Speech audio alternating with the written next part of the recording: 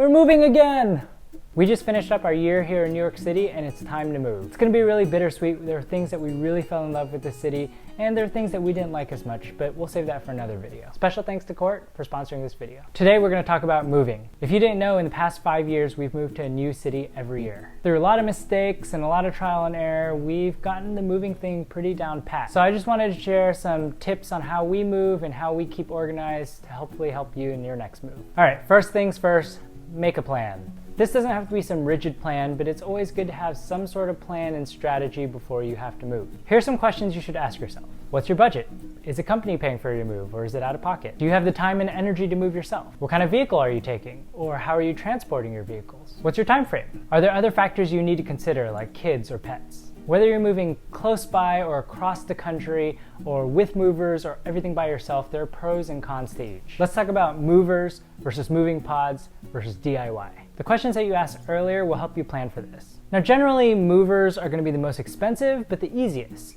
And DIY is going to be the cheapest, but the most work for you. For us, we've actually DIY'd our move every year for the past 5 years. Part of that is we wanted to move at our pace, but also because we actually cut down a lot of what we own. And we actually go through pros and cons of each type of moving on the blog, so check out the link below. But in my opinion, I like the DIY method because we get to move in our own time frame, it helps with our cats, and also we have a lot of expensive equipment that we just rather have our own hands on. Now that leads to the next section.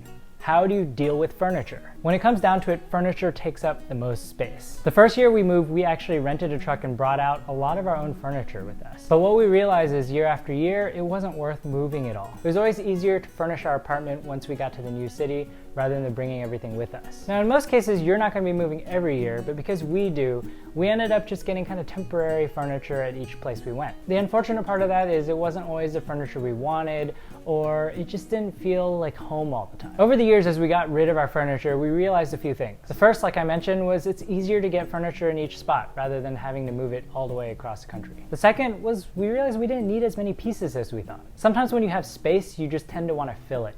But we realized it was better to have some open space that was flexible for what we do. The last is what we discovered this year, and we've absolutely loved it. We can rent furniture. We discovered Court when we moved out to New York City, and it was a game changer. Esther could finally get the designer furniture that she wanted, and we were getting quality pieces to make our place really feel like home. Plus, they deliver and pick up the furniture for you. Since we lived in a studio in New York City, they were in and out of our apartment in 10 minutes to move everything out.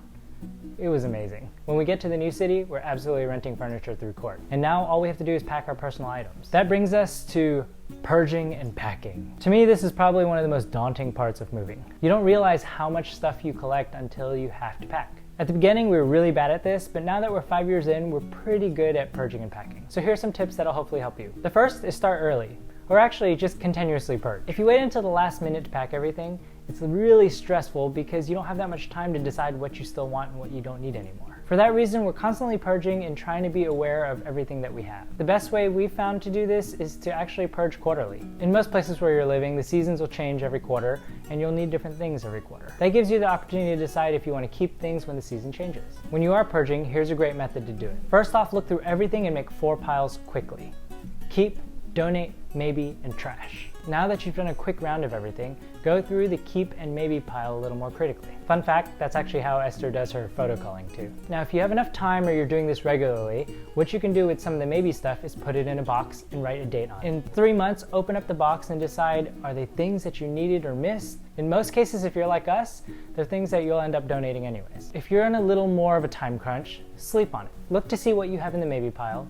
Go to sleep, and the next morning decide, is it still something you need? That's it. It's pretty simple. I know this is a little different than popular tidying up methods out there right now, but it's worked really well for us. It's kept our items really minimal and helps us when we have to move. Lastly, as a bonus, use a checklist. There are a lot of things to remember when you're getting ready to move. It's easy to remember things like packing, but there are a lot of things that aren't necessarily in your face. For example, connecting and disconnecting utilities, forwarding your mail, taking photos before and after. Having a checklist really helps organize all of that for you. And of course, we have one for you on the blog, so check out that link. All right, I think that's it. We have to finish up getting ready to move, and we'll see you guys soon. Oh yeah, and we'll announce where we're moving soon enough.